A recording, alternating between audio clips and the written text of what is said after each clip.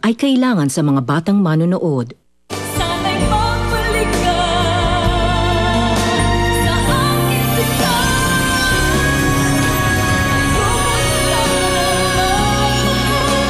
Ayoko sana. Time of death, 10:25 a.m. Anak, di ba sabi mo magka-camping pa tayo, anak? Anak, gising! Kung ako lang masusunod, wala ka ng karapatan sa kanya dahil kung tutuusin, ikaw yung pumatay kay Shelby. Hindi ako pumatay kay Shelby. Ikaw yung pumatay sa kanya. Hindi! Akin na sa! Stella! Ha? Ano? Makalabas na. I can't stand that woman. I hate her so much. Sino ba yung lalaking yan, ha? Anong relasyon niya kay Stella? Wala akong pakialam sa kanila ni Stella. I just want my kid back! Tanging pangarap ko lang makasama kayong mga anak ko hanggang sa pagtanda. Makita kayong lumaki. Magkaroon ng pamilya. Kahit kailan hindi na mangyayari yun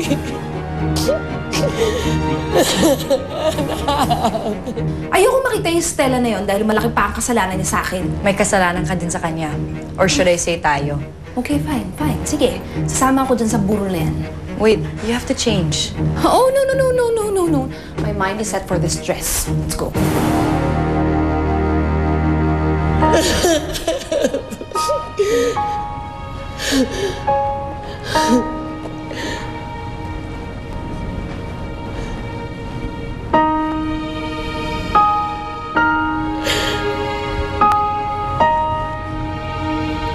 Stella? Anak?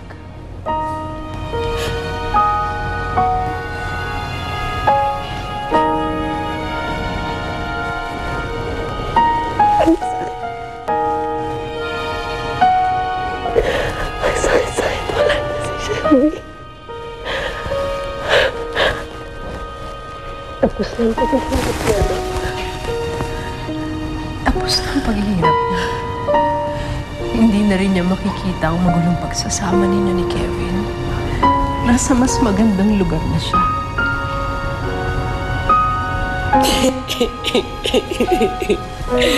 Bakit?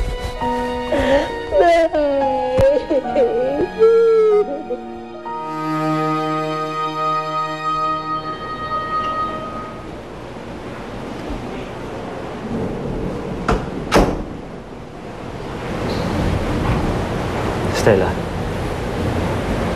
wala ka bang balak magsampa ng demanda laban sa asawa mo? Anong demanda? Pagmababae niya?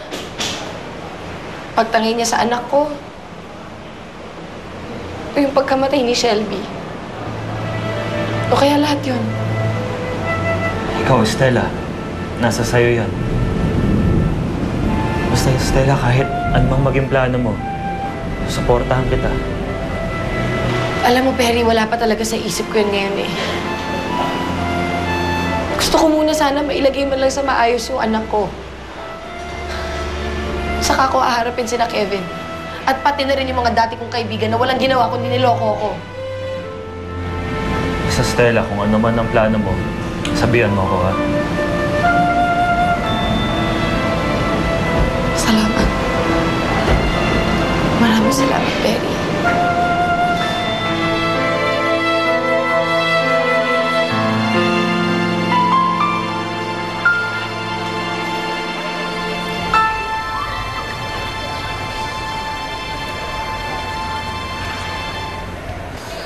Ako patay ng pang-abot.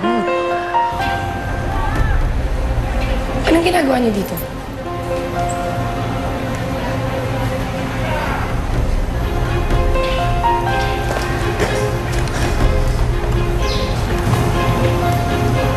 Nagpunta kami dito para makiramay, Stella.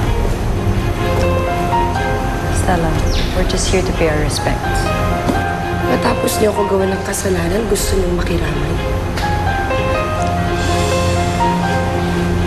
Mas hindi ko kailangan yung makikiramay niyo. Dahil kahit anong gawin ninyo, hindi mabubura sa utak ko na trinaydor at pinaglaruan niyo lang ako. Excuse me, for your information, kung hindi nila ako niyayang pumunta dito, you won't ever see my face in this place. Alam ko.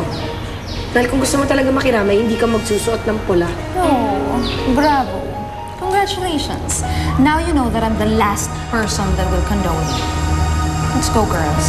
Let's not stay where we are not welcome.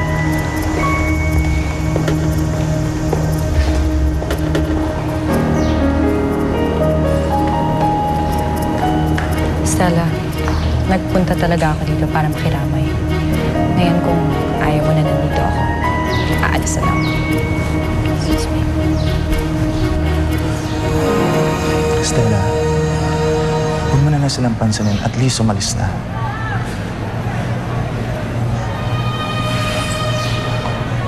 Talaga bang hindi nila ako titigilan, Edgy? Hanggang dito ba naman sa buri, anak ko? Susundan pa nila ako?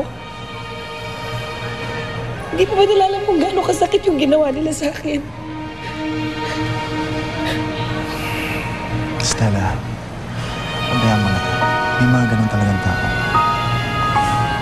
Huwag mo na lang sila intindihin. Hindi na dapat kayo pumunta doon. Kilala niyo naman si Stella, di ba? Wala siyang breeding. Kevin, gusto ko lang naman makirami at makita si Shelby. Ayoko na pumunta doon. Babastusin lang niya si Ma'am. Anak mo si Shelby, kaya may karapatan kang pumunta doon. Tama si Mama. Loko-loko si Stella. Magwawala lang yun. Ayoko na ng skandalo tulad na nangyari sa ospital. Pinagagawa namin yung bangkay ni Shelby. Pero Kevin, matitiis mo bang hindi makita ang anak mo? Ito na ang huling beses na makikita mo si Shelby. This will be your last chance to be with her.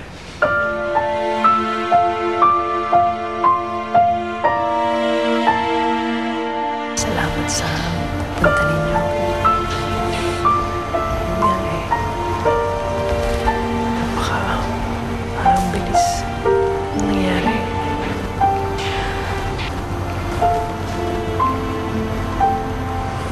Dali lang po ah.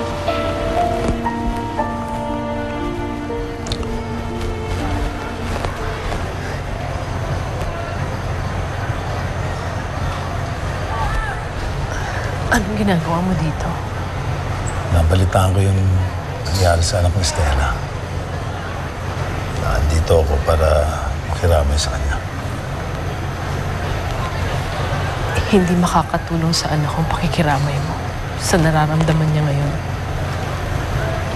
Dapat hindi ka na dumating. Apo ko rin ang anak ni Stella. Sige.